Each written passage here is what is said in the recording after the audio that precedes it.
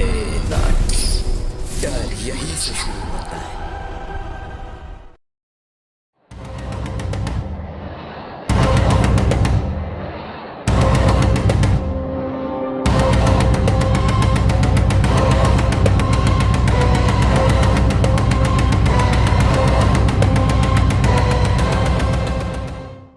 ठीक है, एक बात पहले ही साफ कर दूं, जो मैं तुम्हें सुनाने वाला हूँ उसे कहानी समझकर मत सुनना। इसे ऐसे सुनो जैसे किसी ने सच बोलने की गलती कर दी हो। मेरा नाम राघव है। तुम मुझे शायद YouTube पर जानते हो। अबैंडन प्लेसेस, हाउंटेड लोकेशन, रात में एक्सप्लोरेशन, यही सब मेरा कंटेंट है। सालों से कर रहा हूँ ये सब, कभी कुछ बड़ा नहीं हुआ। थोड़े बहुत आवाज़ें, अजीब सा माहौल, कहीं कोई उल्लू, कहीं लोमड़ी, और थोड़ा बहुत एग्जैजरेशन करके वीडियो चल जाते थे। मैं खुद मानता था कि 90% भूत प्रेत वाली कहानियाँ बस व्यूज़ के लिए होती हैं, जब तक कि मैंने कुलधरा का नाम नहीं सुना था। कुलधरा राजस्थान का एक पुराना सूना सुपोसिडली श्रापित गांव। लोग कहते हैं शाम ढलने से पहले पहले सब लोग वहाँ से निकल जाते हैं। कोई रुकता नहीं। मेरे लिए ये परफेक्ट थंबनेल मटेरियल था। चॉटवेज house alone in India's most haunted village. ये टाइटल मेरे दिमाग में पहले से तैयार था। योजना सिंपल थी, दिन में पहुंचूंगा, दिन में थोड़ा बी रोल, हिस्ट्री वगैरह, सनसेट के बाद फुल नाइट इन्वेस्टिगेशन, थोड़ा डर, थोड़ा साउंड इफेक्ट और एक धमाकेदार वीडियो। बस कम से कम मैंने सोचा तो यही था। मैं मुंबई में रहता हूँ। उस दिन रात को एडिटिंग ख़त्म करके सुबह की फ्लाइट थी मेरी जैसलमेर के लिए। पूरी रात बारली 2 घंटे सोया।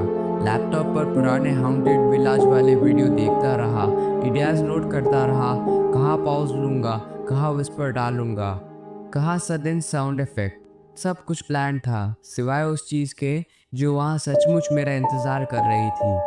जैसलमेर पहुँचते ही हवा अलग लगी। यहाँ मुंबई जैसा डैम्प, नमसा गर्मी वाला मौसम नहीं था। यहाँ की गर्मी सूखी थी, जैसे हवा भी तुम्हें धीरे धीरे रगड़ कर घिस रही हो। टैक्सी वाले ने पूछा, किधर जाना है साहब?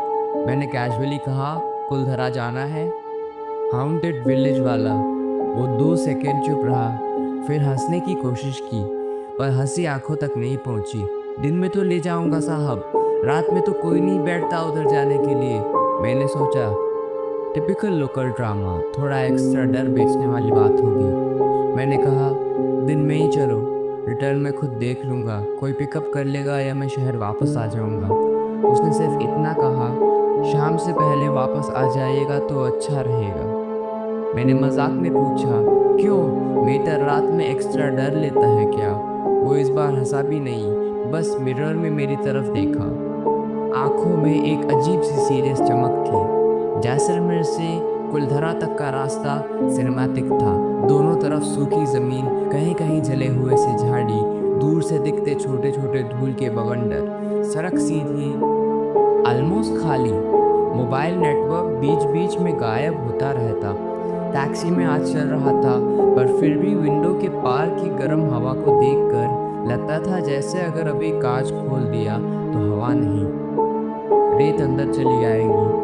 मैंने कैमरा निकाला, पीछे की सीट पर बैठकर कुछ शॉट्स लिए, टाइम लैप्स से जैसा, सन ऊपर, रोड इन्फिनिट, और बीच में अकेली कार। मन में थोड़ा एक्साइटमेंट था। ये वही वाइब है जो ऑडियंस को पसंद आती है। Lonely road, haunted destination. खुद अकेला क्रिएटर, पर जितना हम गांव के करीब पहुंचते गए, एक्साइटमेंट उतना ही कम होता गया। उसकी जगह धीरे धीरे एक अजीब सा खालीपन आने लगा। कुलधरा पहुंचने से कुछ किलोमीटर पहले सड़क के साइड में एक छोटा सा तीस्ताल जैसा था। टैक्सी वाले ने खुद ही गाड़ी धीरे कर दी। चाय पी लेनी चाहिए साहब, आगे तो कुछ मिलता नहीं, उसने कहा। मैं उतर गया। हवा यहाँ थोड़ी ज़्यादा तेज़ थी, गर्म और सूखी। स्टॉल पर एक बुजुर्ग बैठे थे, पगड़ी, धूप में झुर्रियों वाली चमकता चेहरा। उन्होंने मेरी तरफ देखा, फिर टैक्सी वाले से पूछा, किधर तक? कुलधरा, ड्राइवर ने जवाब दिया। बुजुर्ग ने 2 सेकंड के लिए मेरी आंखों में देखा और फिर बिना कोई ड्रामा किए बहुत सिंपल वॉइस में बोला, शाम तक लौट आना बेटा, रात वहाँ मत रुकना। और उनके कहने का तरीका प्रॉब्लम था, उसमें डराने वाली टोन नहीं थी। बस जैसे आदत जैसे ये लाइन वो हर उस आदमी से बोलते हो जो पहली बार वहाँ जा रहा हो। मैंने चाय का पहला घूंट लिया और हंसकर बोला, मैं तो खास रात के लिए जा रहा हूँ, चैनल है मेरा, यूट्यूब पर वीडियो बनाता हूँ। उन्होंने बस एक छोटा सा सिर हिलाया, जैसे कुछ कॉन्फर्म कर लिया हो अपने अंदर। फिर तो बस एक बात याद रखना, वो बोले। मैंने सोचा अब कोई क्लीशे डायलॉग आएगा, मत डरना, भगवान का नाम लेना वगैरह। उन्होंने कहा, जो दिखे उसे मान लेना, ये मत सोचना कि कैमरा में आया है तो सेफ है, कैमरा के पीछे वाला ही सबसे पहले जाता है। मेरे हाथ का कप हल्का सा हिला, मैंने उसको मजाक में लेने की कोशिश की। आप भी यूट्यूब देखते हो क्या? ये लाइन तो बहुत सिनेमैटिक है। उन्होंने बस चाय की केटली में नज़र डाल ली, जैसे बात ख़त्म। ड्राइवर ने फुसफुसा कर कहा, इनका बेटा गार्ड था पहले, उसी तरफ रात को कुछ हुआ था, तब से खुद नहीं जाते। बस चाय की दुकान है।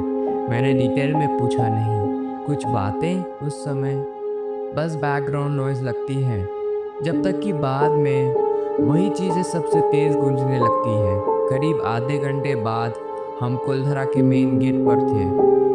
वो गेट वैसे तो बस एक पुराना सा स्टोन आर्च है, ऊपर कुछ लिखा हुआ, साइड में टूरिस्ट की कुछ बोर्ड्स।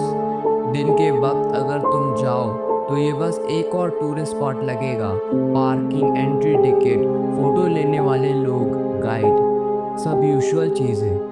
और पर उस दिन शायद दोपहर ढलने लगी थी, सूरज थोड़ा झुक चुका था और गेट की शैडो लंबी होकर अंदर तक जा रही थी, जैसे किसी ने सामने से नहीं पीछे से घुसने का कोई रास्ता निकाल लिया हो। गेट पर एक बुजुर्ग चौकीदार बैठा था, धूल से भरी यूनिफॉर्म, हाथ में रजिस्टर, पास में स्टील का गिलास।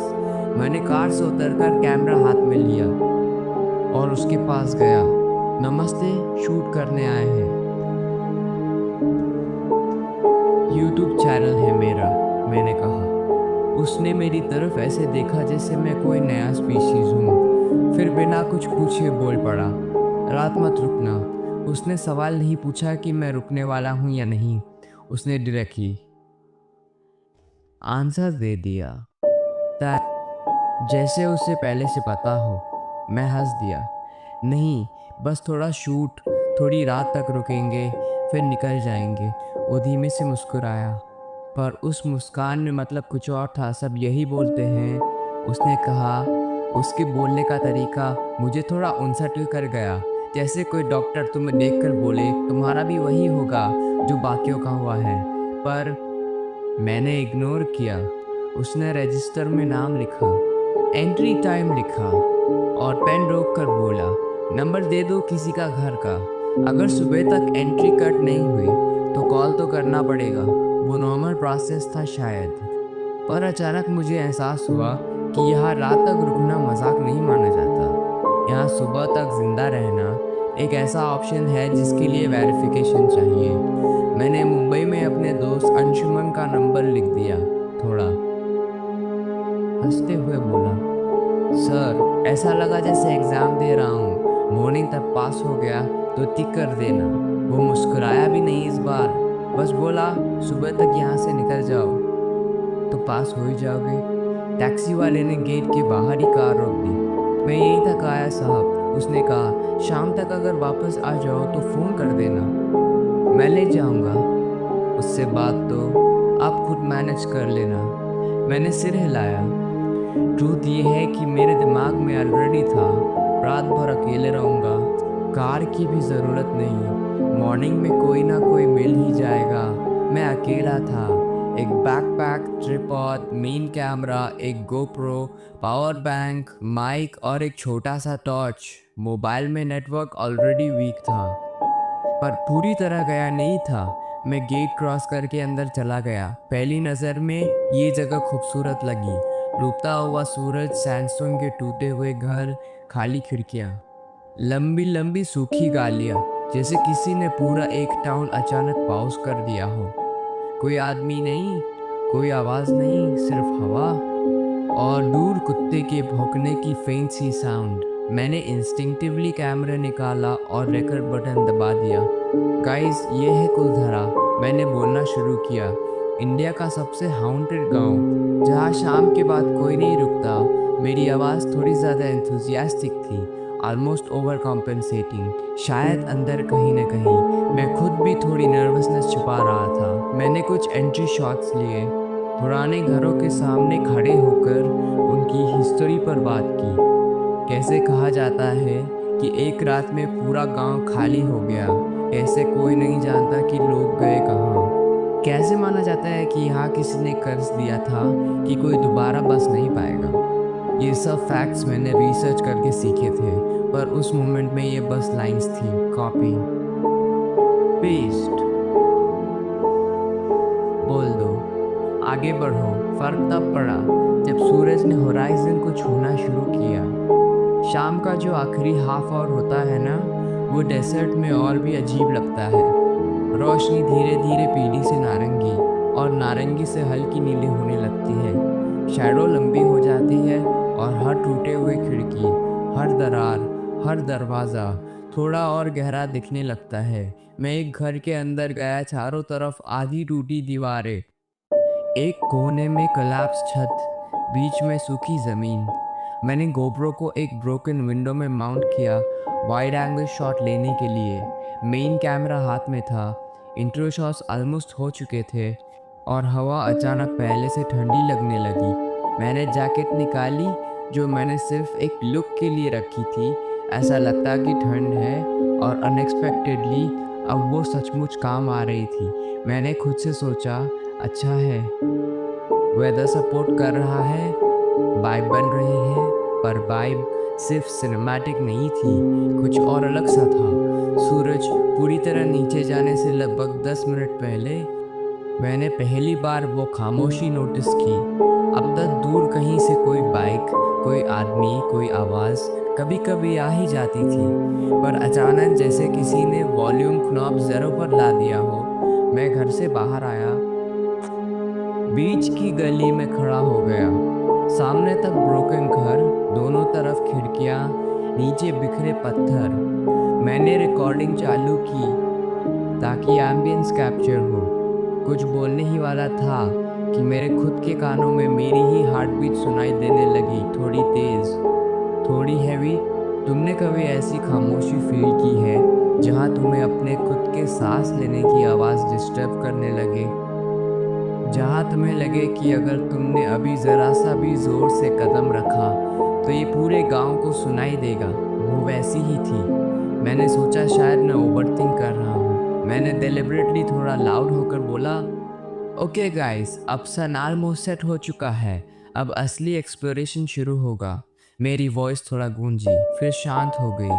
कोई एको नहीं, कोई रिस्पॉन्स नहीं, बस कुछ नहीं। मैं इनर लैंड्स की तरफ बढ़ा, जहाँ टूरिस्ट आमतौर पर कम जाते हैं। दिन में भी ये हिस्से थोड़े ज़्यादा खाली लगते हैं। लोकल गाइड्स भी अक्सर उन्हीं कुछ फेमस स्पॉट्स तक लेकर जाते हैं। मैंने अपने लिए मैप डाउनलोड किया हुआ था पहले से, पर यहाँ वो बस एक ड्राइंग जैसा लग रहा था। हर गली दूसरी से मिलती जुलती, हर घर की शेप ऑलमोस्ट सेम। अगर तुम कॉन्शियस एफर्ट ना करो तो ईजिली तुम्हें लगेगा कि तुम सेम जगह दोबारा तीसरी बार क्रॉस कर चुके हो, पर उस टाइम मुझे ये बस इंटरेस्टिंग लेआउट लग रहा था, हॉरर नहीं। सूरज होराइजन के पीछे छिप गया और अचानक लाइट का टोन बदल गया। मैंने हेड माउंटेड टॉर्च निकालकर बैग में रेडी रख ली। अभी पूरी डार्कनेस नहीं थी, पर पता था कि कुछ ही देर में होगी। मैंने गोप्रो चेस्ट पर लगा ली ताकि हैंड्स फ्री रहे। करीब 7:10 बजे होंगे। आसमान पर हल्का सा नीला सा अंधेरा था, स्टार्स अभी दिख नहीं रहे थे, पर रोशनी इतनी कम हो गई थी कि बिना टॉर्च चीज़ें धुंधली लगने लगी। मैंने एक रिलेटिवली इंटैक्ट दिखने वाले घर को बेस बनाने का सोचा। ट्राइपॉड वहीं सेट करूँगा, कभी कभी आते जाते शॉट्स लूँगा, बीच बीच में वहीं वापस आ जाऊँगा। मैंने घर चुना, 4 दीवारें ऑलमोस्ट पूरी, अंदर 2 छोटे रूम्स, एक ओपन कोर्टयार्ड जैसा। मैंने ट्रीपॉड सेंटर में रखा, कैमरा उस पर माउंट किया, वाइट फ्रेम में पूरे कोर्टयार्ड को लिया। एक छोटी सी लैंटर्न जैसी बैटरी लाइट भी साथ लाई थी, उसे कॉर्नर में रखा ताकि टोटल पिच डार्क ना हो। मैंने रिकॉर्डिंग शुरू की। यह हमारा बेस होगा आज की रात के लिए, मैंने नरेशन में कहा। अगर यहाँ कुछ भी अनयूजुअल होता है, हमें यही सबसे ज़्यादा एविडेंस मिलेगा। मैंने खुद ही माइनर जंप कट के बारे में सोचा कि बाद में जब एडिट करूँगा तो लाइट डिम करूँगा, थोड़ा रिवर्ब डालूँगा, साउंड डिज़ाइन क्लीन करूँगा। ये सब माइंड में चल रहा था। तभी मैंने वो पहली आवाज़ सुनी, टक टक टक। कुछ था जो पत्थर से टकरा रहा था, जैसे कोई चप्पल पहनकर पत्थर पर धीरे धीरे चल रहा हो, या जैसे किसी ने छोटा सा पत्थर उठाकर बार बार ज़मीन पर गिराया हो। आवाज़ इतने नेचुरल तरीके से आई कि तुरंत मेरे दिमाग ने कहा कोई जानवर होगा या हवा में कुछ गिरा होगा। मैंने कैमरा उसी तरफ घुमाया जहाँ से साउंड आई थी, एक नैरो सी गली जिसमें 3 टूटे घर और आखिर में बस अंधेरा। मैंने टॉर्च उस तरफ की, कुछ नहीं, आवाज़ बंद हो चुकी थी। मैंने कैजुअली कैमरा में बोला, गाइस अभी आपको शायद माइक में इतना क्लियरली सुनाई ना दिया हो, बट मुझे ऐसा लगा जैसे कोई कदमों की आवाज़ आई थी, प्रॉब्ली कोई जानवर होगा। इतना बोलकर मैं अंदर मुड़ने लगा और तभी तक इस बार आवाज़ पीछे से आई। ये वो मोमेंट था जब पहली बार मेरे अंदर हल्का सा एक्चुअल डर आया। ये डर किसी गोश्त का नहीं था, ये डर था इस बात का कि शायद यहाँ कोई अननोन इंसान है जिसे पता है कि मैं अकेला हूँ। मैंने झट से पीछे मुड़कर देखा, मेरे ठीक पीछे कोर्टयार्ड का दूसरा कोना था, जहाँ बस आधी टूटी दीवार थी और उससे आगे ओपन फील्ड जैसा। कोई नहीं। टॉर्च की लाइट को दीवारों पर घुमाया, कोई मूवमेंट नहीं, कोई शैडो नहीं, ज़मीन पर सिर्फ धूल और पत्थर। मैंने कुछ सेकंड वहीं खड़े रहकर खुद की हार्ट बीट नॉर्मल करने की कोशिश की। शायद मैंने एको सुना होगा, मैंने सोचा, पर एको किसका? पहली आवाज़ तो बहुत धीमी थी, वो भी सामने वाली गली से। मैंने खुद को काम करने के लिए कैमरा वापस ट्राइपॉड पर रख दिया और धीरे धीरे उसे चारों तरफ पैन करने लगा। जैसे ही फ्रेम कोर्टयार्ड से बाहर वाली गली की तरफ गया, मैं व्यू फाइंडर की स्क्रीन पर फोकस था। उस स्क्रीन पर 2 सेकंड के लिए मैंने क्लियरली देखा फ्रेम के बिल्कुल पीछे उस टूटी हुई दीवार के पास कोई खड़ा था। मेरे दिमाग ने पहले इसे रिजेक्ट किया, शायद लाइट का इल्यूजन, शायद कोई शैडो, शायद लेंस फ्लावर। मैंने कैमरा को थोड़ा जूम किया और जो मैंने देखा उसने मेरे अंदर की सारी रैशनल एक्सप्लेनेशंस को एक जगह रोक दिया। वो एक इंसान जैसा सिलुएट था, कद नॉर्मल, कंधे थोड़े झुके हुए, सिर हल्का सा झुका, जैसे कोई तुम्हें दूर से ऑब्जर्व कर रहा हो। फेस डिटेल्स नहीं क्लियर थी, पर आउटलाइन इतनी साफ थी कि तुम कह सको हाँ ये कुछ खड़ा है। सबसे अजीब बात, मैंने कैमरा से नज़र हटाकर सीधे उसी डायरेक्शन में देखा, वहाँ कुछ नहीं था। मैंने फिर स्क्रीन पर देखा, वो अभी भी वहीं था। मेरे हाथ जेन्युइनली कांपने लगे। मैंने कैमरा ट्राइपॉड से उतार दिया, सीधा अपने हाथ में पकड़ा, फिर नीचे किया, फिर ऊपर स्क्रीन पर देखा। अब फ्रेम खाली था, वो सिलुएट गायब हो चुका था। मैंने उस मोमेंट पर कोई जोर से डायलॉग नहीं बोला, क्योंकि डर अचानक जंप नहीं करता, वो धीरे धीरे अंदर घुसता है। मैं बस हल्की वॉइस में खुद से बोला, किसी को लगा, और फिर याद आया मैं अकेला हूँ। फिर भी मैंने कैमरा की तरफ झुककर नारेशन में कहा, गाइस 1 सेकंड पहले मुझे ऐसा लगा जैसे फ्रेम में कोई खड़ा था। मे बी ये ग्लिच होगा, will check later in editing. ये लाइन मैंने सिर्फ अपने लिए बोली थी, ऑडियंस के लिए नहीं, क्योंकि उस समय मेरी सबसे बड़ी ढाल यही थी, ये ग्लिच होगा। रात पूरी तरह उतर चुकी थी, अब आसमान में तारे दिखने लगे थे, हवा और ठंडी हो गई थी। पर जो सबसे ज़्यादा नोटिसेबल था वो था साउंड का बदलना। दिन में जो हवा घरों के बीच से निकलकर सीटी जैसी आवाज़ कर रही थी, अब वो भी धीमी हो चुकी थी। पेड़ वैसे ही खड़े थे, पर उनकी पत्ती बत्तियाँ ऑलमोस्ट स्टिल थी, जैसे हवा चल तो रही हो पर चीज़ों को छूने से बच रही हो। करीब 9 बजे मैंने थोड़ा खाने का पैकेट निकाला। ठंडे बारा था। पानी की बोतल 3 पोर्ट वाली जगह पर बैठकर कैमरा को अपने सामने रख दिया ताकि अगर कुछ हो तो रिकॉर्ड हो जाए। मैंने खाने का पहला कौर मुंह में डाला ही था कि राइडर के बिल्कुल पास एक आवाज़ आई, रुको।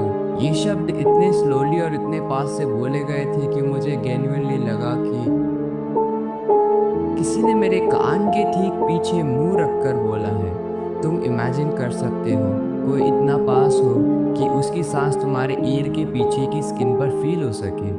मैंने रिफ्लेक्स में हाथ से अपना ईयर कवर कर लिया और ऑलमोस्ट उछल कर खड़ा हो गया। कुर्सी पीछे गिर गई, खाना ज़मीन पर गिर गया, पानी की बोतल लुढ़क कर दूर चली गई।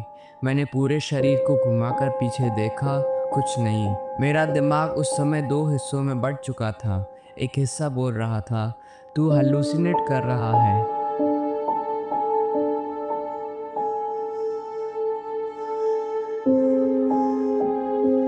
तू थका हुआ है, तूने रात भर नींद नहीं ली। दूसरा हिस्सा बिल्कुल चुप था, बस हार्ट बीट को गिन रहा था।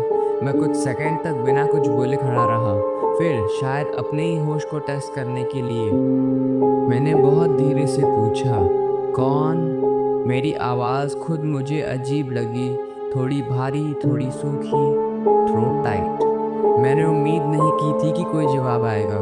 2 सेकंड चुपी, 3 सेकंड, 4, फिर मत जाओ। इस बार आवाज़ थोड़ी और साफ थी। ये किसी महिला की नहीं थी, किसी बच्चे की नहीं थी। यह एक नॉर्मल जवान मर्द की आवाज़ थी, लेकिन उसमें एक अजीब सा टेक्सचर था, जैसे शब्द बोलने वाले के पास खुद सांस नहीं हो और वो तुम्हारी सांस उतार लेकर बोल रहा हो। ये रिक्वेस्ट नहीं थी, ये एक ऑर्डर जैसा लगा।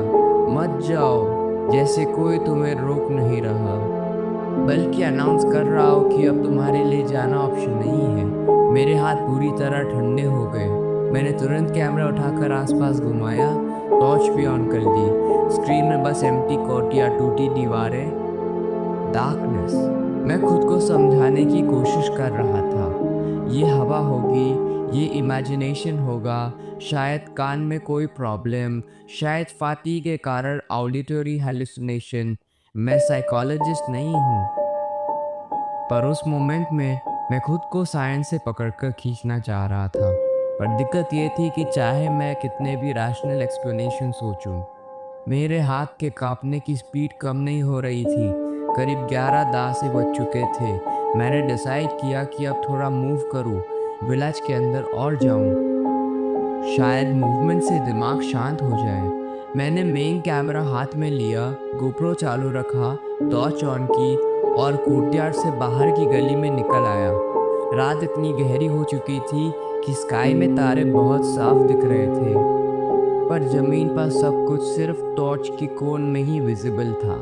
मैं हर गली में स्लोली चल रहा था, बीच बीच में कमेंट कर रहा था। अब मैं विलेज के अंदर की तरफ जा रहा हूँ। यहाँ हाउसेस और भी पुराने दिख रहे हैं। रियलिटी ये थी कि मैं खुद को बिजी रखने के लिए बोल रहा था। अगर मैं चुप हो जाता तो मुझे अपनी हार्ट बीट और उस खामोशी के अलावा कुछ नहीं सुनाई देता। तभी चलते चलते मुझे महसूस हुआ कि मेरे फुटस्टेप्स के अलावा भी कुछ चल रहा है। मैंने कॉन्शियसली अपने कदमों की स्पीड धीरे की और वही साउंड मेरे पीछे कुछ डिस्टेंस पर बिल्कुल उसी रिथम में धीमी हो गई। टप टप मेरे कदम, टप टप उसके। मैंने अचानक चलना बंद कर दिया। गली में वहाँ जहाँ मैं था इतनी खामोशी थी कि अगर कोई 2 कदम भी चलता साउंड क्लियर आती। मैं रुका तो पीछे वाला फुटस्टेप्स भी रुक गया। मैंने धीरे धीरे बिना मुड़े कहा, कौन है? कोई जवाब नहीं। मैंने एक लॉन्ग ब्रेथ लिया और धीमे से मुड़ गया। गली खाली थी। टॉर्च की लाइट में सिर्फ ब्रोकन दीवारें, नीचे कुछ बिखरे पत्थर और दूर तक अंधेरा। मुझे जेन्युइनली लगा कि मेरे दिमाग ने अब ट्रिक करना शुरू कर दिया है। मैंने खुद से कहा, तू साउंड डिज़ाइन वाले काम से इतना जुड़ा हुआ है, कि अब तुझको हवा भी लाइट साउंड लग रही है। मैं वापस मुड़ा, आगे बढ़ने लगा। 2 कदम चले होंगे कि फिर से वही मेरे पीछे फुटस्टेप्स। इस बार मैंने पॉज नहीं किया। मैंने धीरे धीरे कैमरा का एंगल इस तरह घुमाया कि फ्रेम में मेरा आगे का रास्ता भी रहे और हाफ बैट भी कैप्चर हो जाए। स्क्रीन पर सिर्फ अंधेरा और दीवारें, पर साउंड क्लियर थी। हर स्टेप पर मुझे ऐसा महसूस हो रहा था जैसे किसी ने इनविजिबल मेरे पीछे इमेज डाल दी हो। करीब रात के 2 बजे के आसपास मैं गांव के बिल्कुल बीच वाले हिस्से में था। एक ओपन एयर,